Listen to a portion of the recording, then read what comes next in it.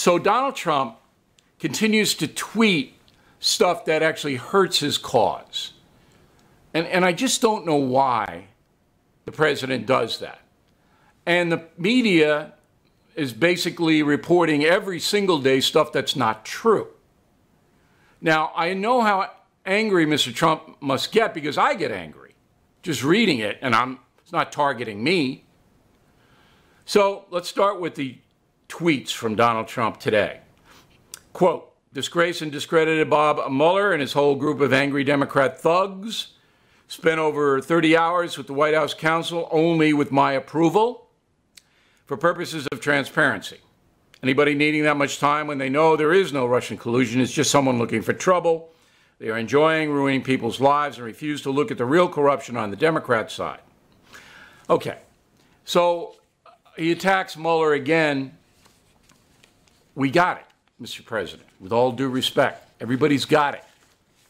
And I sympathize with you that the press is dishonest and is doing things that are unprecedented in this country by trying to remove you from office.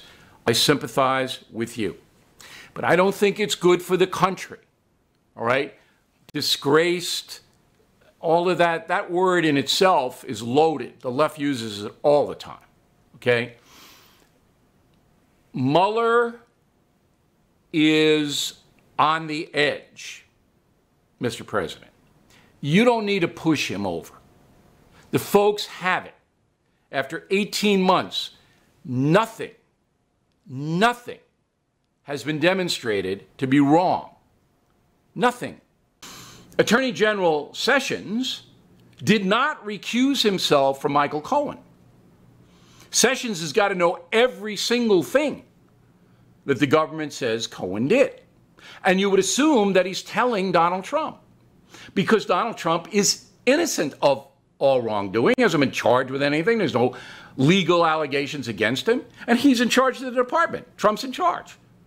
So Sessions has got to tell Trump. Trump's got to know what Cohen is doing and what the FBI has uncovered. Has to know. It's impossible that he wouldn't know. So at this point, Tuesday, August 21st, Donald Trump knows what his former counselor, A, is charged with, and B, what kind of deal he's making with the Justice Department.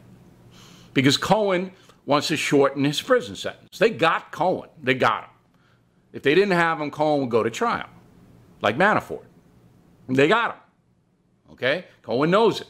So he wants to cut down his prison time and his fine. He's going to be fined as well. So in order to make that deal, to cut the prison time and the fine, got to give the Justice Department something. What else does he have other than Donald Trump? So this is so bizarre. There are some very interesting questions that need to be answered. So today, President Trump gives an interview to Fox and Friends, and he said, look, I didn't know that my attorney, Michael Cohen, paid off two women who wanted money during the campaign, alleging they had sex with me. I didn't know that Cohen did that. All right, that's what Donald Trump's saying on national television. Do I know differently? I do not. Do you? No. Does CNN? No. Michael Cohen wants a better deal with the feds because he's been charged with all kinds of stuff, basically dodging taxes and things like that, almost a parallel amount for it. But there is a campaign finance violation in there. That's the murky part about all this. So Donald Trump's exposure to legal hell lies in a very narrow area. Whether or not donated money to his campaign found its way to these two women who were extorting Trump. That's it.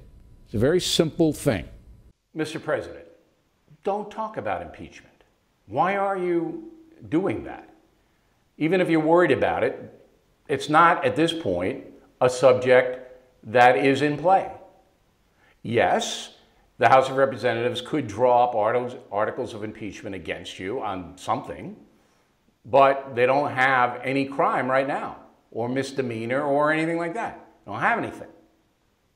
So if the Democrats take the House and do put forth a bogus articles of impeachment, you're a shoo-in for re-election. You might even hope that happens. And there's not a chance in hell at this point whether the Senate, 66 senators, would vote to convict you. Remember, Bill Clinton was acquitted in the Senate by a comfortable margin after he had an affair with an intern in the Oval Office and lied about it under oath. He was still acquitted. They didn't think it was bad enough to throw him out. They, the Senate. And now we have some murky payoffs to two women who are trying to shake Donald Trump down. This is what's on the record right now.